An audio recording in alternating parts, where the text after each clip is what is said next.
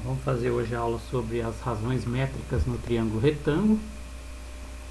Então a gente parte desse triângulo retângulo, cujo ângulo reto está aqui no vértice A, né?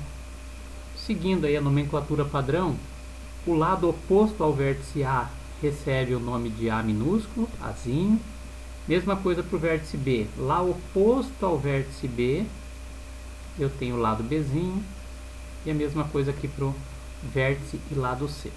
Além disso, ligando o ponto A ao ponto H, eu tenho a altura relativa a esse lado aqui, que vai dos vértices B até C. Essa altura, claro que ela tem que formar 90 graus com esse lado de baixo, senão ela não seria uma altura, né? Por isso que é importante estudar lá os pontos notáveis do triângulo. Bom, muito bem. Aí, para diferenciar os ângulos, eu pintei aqui onde está o vértice B de azul e no vértice C de vermelho. O outro vértice é o vértice reto, né? É o ângulo reto desse triângulo. Eu vou separar dessa figura, eu vou separar três figuras. A primeira figura vai pegar esse triângulo, que também é retângulo, formado por B, H e A. Então seria esse pedacinho aqui do triângulo anterior. Um segundo triângulo é o triângulo grandão aqui, pegando então o contorno da figura toda, o triângulo ABC, ok? E o terceiro triângulo, também um triângulo retângulo, agora sendo de A, H e C. Nota o seguinte, pessoal, quando a gente pega lá aquela figura inicial, a gente tinha os ângulos que eu pintei de azul e vermelho. Quando eu pego só o triângulo retângulo, que eu vou chamar aqui de triângulo pequeno, o que acontece? Se esse ângulo azul, ele já foi transportado lá pela própria figura, certo? E aqui eu tenho um ângulo reto, então, obrigatoriamente, o ângulo que sobra aqui no vértice A, o triângulo pequeno, ele tem que ser igual ao vermelho da figura anterior.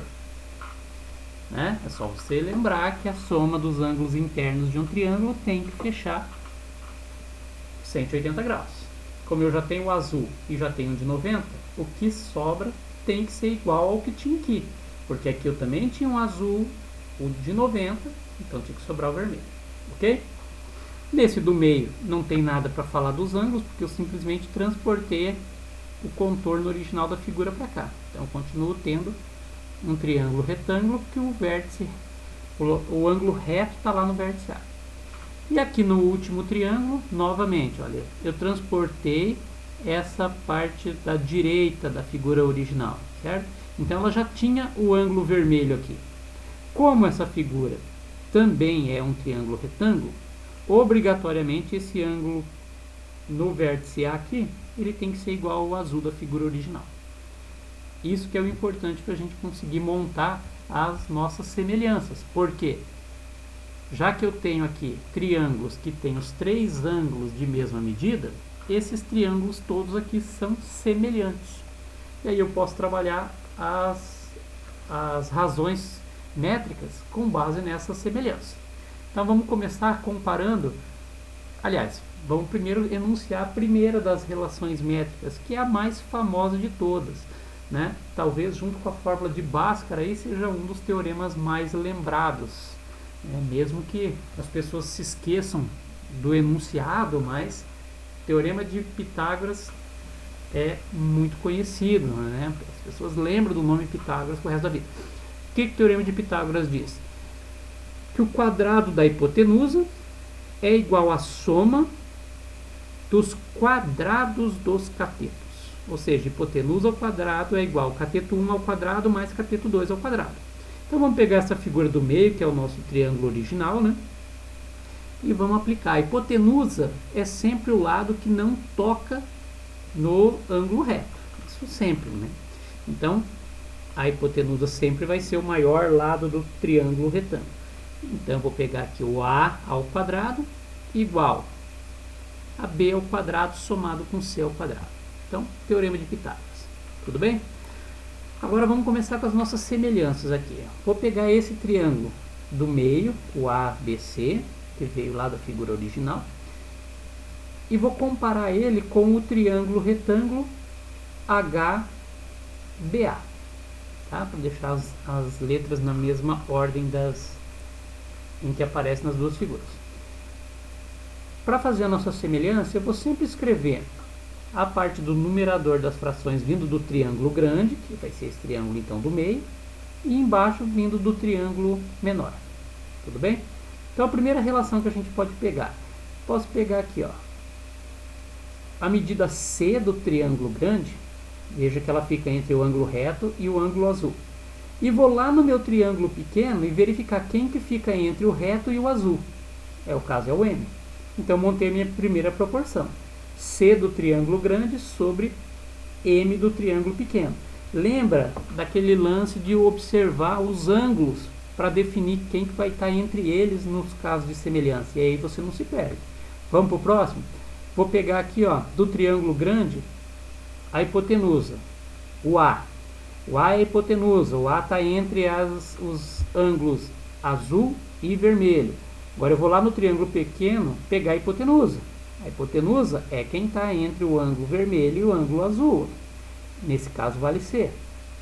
Então é mais uma razão dentro da minha proporção. E agora, para finalizar, vou pegar aqui do triângulo grande o lado B, que fica entre o reto e o ângulo vermelho. Venho no triângulo pequeno e vejo quem que está entre o ângulo reto e o ângulo vermelho. É o H. Ótimo. Montei a minha proporção. Tudo bem? Dessa primeira igualdade, eu retiro a segunda relação. Como que eu faço isso? Basta passar o C multiplicando o C, vou ter C ao quadrado. E o M multiplicando o A, vou ter A vezes M. Essa é a minha segunda relação, que ela pode ser enunciada da seguinte maneira. O quadrado do cateto é igual ao produto da hipotenusa, no caso o A. Quando a gente está enunciando, pessoal, a gente está sempre pensando lá na figura original, lá em cima. Então, ó, o quadrado do cateto C é igual ao produto da hipotenusa pela projeção que essa hipotenusa faz sobre o cateto. Nesse caso, essa projeção é esse valor Czinho. É só você pensar aqui, ó, o cateto C projetado em cima da hipotenusa, ele vai ter a medida M. Ok? Então essa é a segunda relação. A terceira relação, eu uso então a igualdade final aqui. Para fazer isso, eu multiplico B vezes C igual a A vezes H. Então essa aqui é a terceira relação. Como que eu vou enunciar essa terceira relação? O produto dos dois catetos, pensando lá na figura original, ó, B vezes C, é igual ao produto da hipotenusa pela altura relativa a essa hipotenusa. Lembra que no triângulo eu tenho três alturas diferentes. Para essa nossa razão métrica, eu tenho que usar a hipotenusa e a altura relativa a ela, no caso o H. Beleza? Então essas razões vieram da primeira comparação aqui entre o triângulo pequeno e o triângulo grande. Agora eu vou fazer a comparação entre o triângulo grande, o ABC, e o triângulo médio aqui, HAC. Então vou seguir o mesmo passo, pegando primeiro o triângulo grande, né, para fazer o numerador das formas. Primeiro que eu pego aqui é C. C é o cateto que está entre o ângulo reto e o azul. Aí venho aqui na minha figura e procuro quem que é o cateto que está entre o ângulo reto e o ângulo azul. Aí tem o H. Montei a minha primeira forma. Certo? Note que o numerador sempre vem do triângulo grande. Próximo, no triângulo grande eu tenho a hipotenusa A, que está entre o ângulo azul e o ângulo vermelho. Venho aqui no meu triângulo e pego a hipotenusa desse. Olha, nota que ela vai estar entre o ângulo azul e o ângulo vermelho. Está aqui o B. E por fim, no triângulo grande, eu pego o cateto que está entre o ângulo reto e o ângulo vermelho, que é o B. Vou lá no triângulo médio pegar a mesma coisa. Entre o ângulo reto e o ângulo vermelho, eu tenho o lado M. Montei essas proporções. E agora eu vou trabalhar com a primeira parte. Trabalhando com essa primeira parte, eu vou voltar na terceira relação. Ó. Se eu multiplicar B por C, é igual a A por H.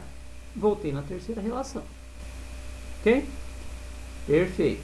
Então, vamos para frente. Vamos pegar o que sobra quando a gente pega a segunda igualdade. Pegando a segunda igualdade, eu tenho B vezes B, B ao quadrado, igual a A vezes M. Essa é a segunda relação novamente, pessoal. Só que se lá no início eu peguei o cateto C para fazer essa relação, que é a segunda, o mesmo enunciado. Só que agora eu estou trabalhando com o cateto B.